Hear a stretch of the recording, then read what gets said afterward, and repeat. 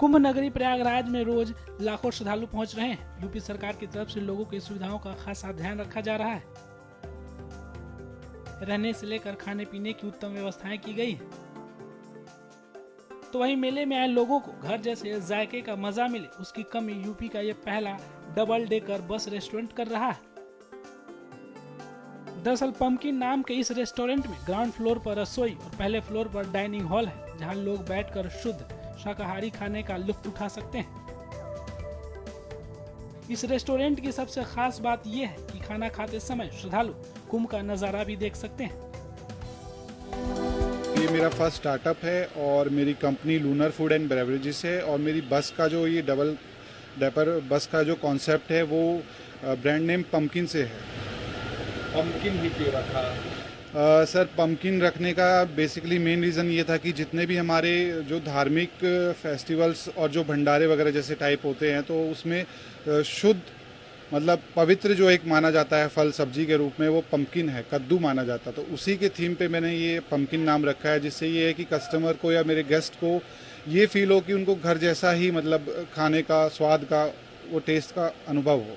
Restaurant तमाम खाने की दुकान अलग अलग होती है, यहाँ खास क्या है महाकुंभ को देखते हुए? सर, जो standing out other traditional restaurants होते हैं उस कंसेप्ट को हमने अलग करके यहाँ कुंभ से अपनी शुरुआत की है।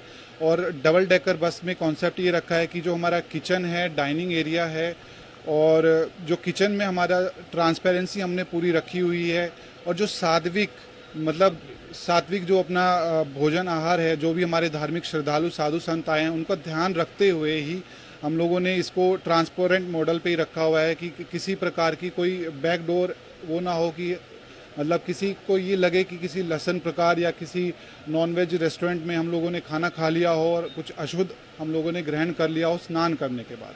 तो इस चीज़ का हमने बहुत अच्छे से ख्याल रखा है कि किसी भी श्रद्धालु को किसी प्रकार की कोई समस्या ना हो। तो सारा हम लोगों ने अपना किचन ट्रांसपेरेंट रखा हुआ है। कल्पवासियों को लेकर आप यहाँ तमाम पोस्टर पे लिखा है आपने, उनका क्या है? उनके लिए सर हम लोग ऑन डिमांड जो हमारे श्रद्धालु जैसे जिनका फास्ट होता है, तो ऑन डिमांड हम लोग उनके लिए जो भी फलाहार या जो भी सात्विक भोजन होता है बिना लहसुन प्याज का, वो हम उनको उपलब्ध कराएंगे।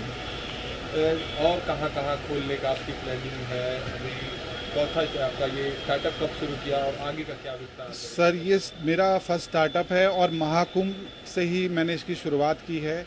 और जितने भी हमारे देश में धार्मिक स्थल हैं, और जैसे अयोध्या हो गया, काशी विश्वनाथ, मथुरा, वृंदावन, तो मेरा आगे फ्यूचर गोल यही है कि मैं वहाँ भी इसको इसी कंसेप्ट को आगे लेके चलूँ। इस startup double decker bus restaurant के मालिक की माने तो भविष्य में इस कॉन्सेप्ट को काशी, मथुरा, अयोध्या जैसे धार्मिक स्थलों पर भी शुरू करेंगे।